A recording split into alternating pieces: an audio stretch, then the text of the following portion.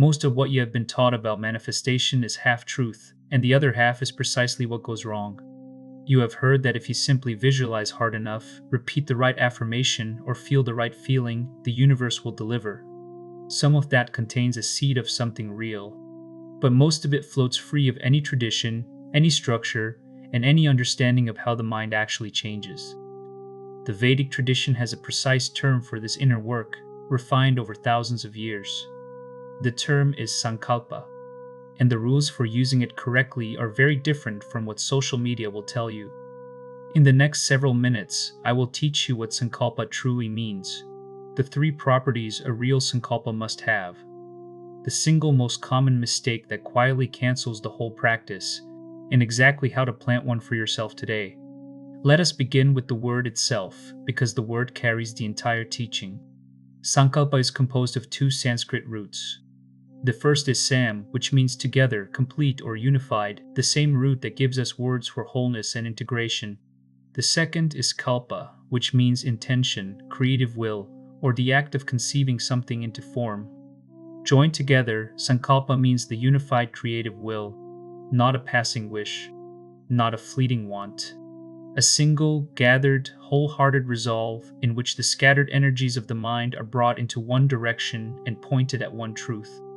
This is why the classical definition of Sankalpa is so specific.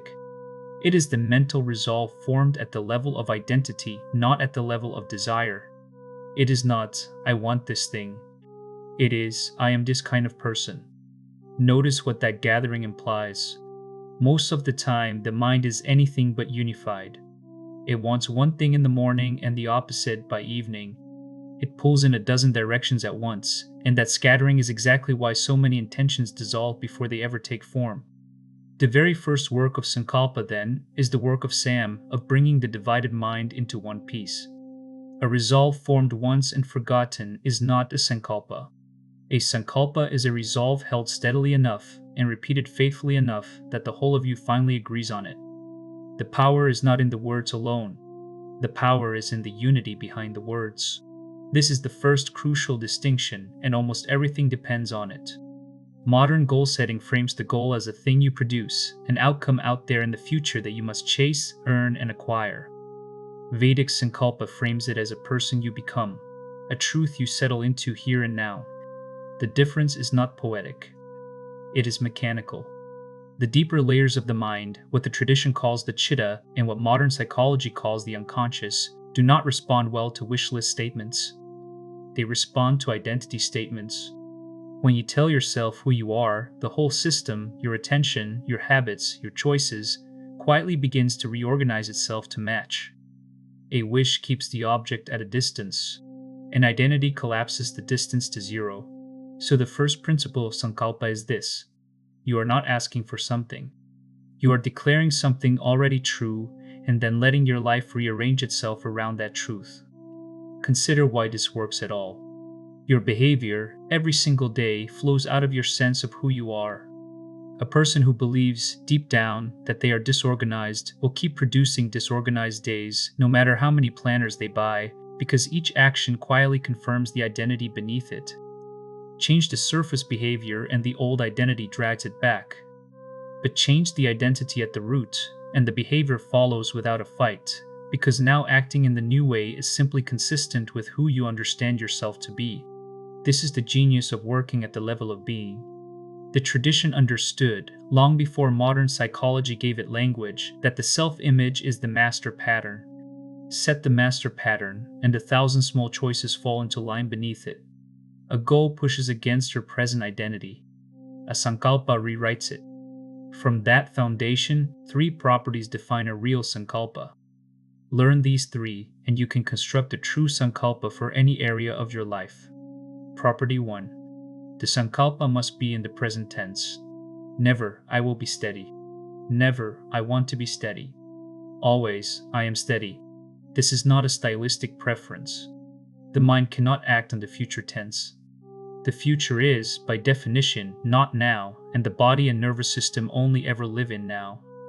When you say, I will be calm someday, you are placing calm permanently out of reach, always one step beyond the present moment. But when you say, I am calm, you give your nervous system permission to operate, right now, as if the outcome is already so. And here is the quiet mechanism. The mind is constantly working to make your inner world and your outer behavior agree. State the identity in the present, and the mind begins, gently and persistently, to close the gap by changing your behavior to fit the statement. Present tense is not wishful thinking. It is an instruction the mind can actually follow. Property 2. The Sankalpa must be affirmative. It must point toward what you want, never away from what you fear. Never, I will not get angry. Never, I am not afraid. The reason lies in how the unconscious mind processes language. The deeper mind does not hold negations well. It works in images and felt states, and you cannot form a clear image of not something. If I tell you, do not think of a lamp, the lamp is the first thing that appears. In exactly the same way, when you say, I am not afraid, the unconscious lights up the image and the feeling of fear and then faintly tags it with a no that it tends to drop. You have, without meaning to, rehearsed the very state you wanted to leave. So always use the positive form. Not, I am not afraid, but I am calm. Not, I will stop being scattered, but I am focused. I am steady. I am free. State the destination, never the thing you are fleeing. Property 3. The Sankalpa must be plausible to the believer. This is the property most people get wrong in the opposite direction by overreaching. A Sankalpa your own gut rejects has no traction whatsoever. If you have lived with anxiety for 10 years and you write, I am the most peaceful person in the world, some honest part of you immediately calls it a lie, and the nervous system quietly throws the whole statement out. Belief is the soil. Without it, nothing roots. So you build belief progressively. Begin with a statement your gut can accept as roughly 60% true today, something that feels like a stretch but not a fantasy. I am learning to be steady. I am becoming present. I am growing more peaceful each day. These transitional forms, learning, becoming, growing, are not weakness. They are the honest bridge from where you stand to where you are going. As that statement settles in and becomes obvious, you strengthen it step by step until one day the bare declaration, I am steady, feels simply true. Now, the single most common mistake, the one that quietly cancels the practice for most people. Trying to manifest objects, cars, money, a particular house. People reach straight for the material thing and wonder why nothing moves. Here is why. Vedic Sankalpa works at the level of identity and being, and identity is what then produces results in the material world, in its own time and often in unexpected forms. The order is fixed. Being first, then doing, then having. Reverse it, start by gripping at the object, and the system fails, because you have skipped the only level where Sankalpa actually operates. The Bhagavad Gita states this principle with perfect clarity. You have a right to your action, but never to the fruits of your action. Let not the fruit be your motive. Read carelessly, that sounds like a teaching against ambition. Read correctly, it is the most precise manifestation instruction ever given. Sankalpa is the action, and the action lives at the level of who you choose to be. The fruit, the car, the wealth, the outcome, is not yours to seize directly. It ripens on its own when the being that would naturally produce it is firmly in place. You tend the root. The tradition trusts the fruit to follow. So how do you actually plant the Sankalpa? The method is simple, and its simplicity is part of its power. Write your Sankalpa in a small notebook kept for this purpose. One line, and only one line, so the mind has a single point to gather around. Write the same line every single morning for at least 48 days. That number is not arbitrary in this tradition. 48 days is the classical window the rishis used for sustained practice, long enough for a new pattern to move from effortful repetition into something that begins to feel like your nature. After you write it, speak it aloud once, calmly and with attention, so the resolve enters through the ear as well as the eye. Then carry it to two especially powerful thresholds.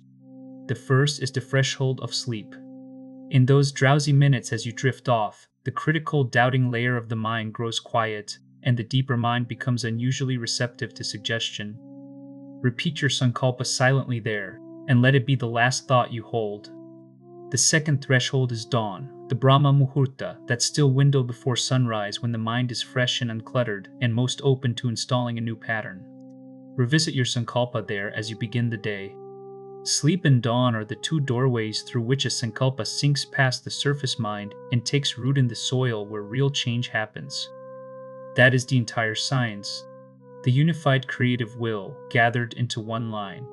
Stated in the present, because the mind acts only on now. Stated in the positive, because the deeper mind cannot hold a negation. Kept plausible, because belief is the soil. Aimed at identity rather than objects, because being is the level where Sankalpa works. And planted daily, at sleep and at dawn, for 48 days, until the line you write becomes the truth you live. Inside the 10x Vedic app, the manifestation pillar walks you through Sankalpa, setting in 3 guided steps and tracks your daily commitment across the full 48-day window so the practice never slips. Tonight, before you sleep, write your first Sankalpa. One sentence, in the present tense, affirmative and true enough for your gut to believe. That single line is the beginning of everything that follows. Namaste.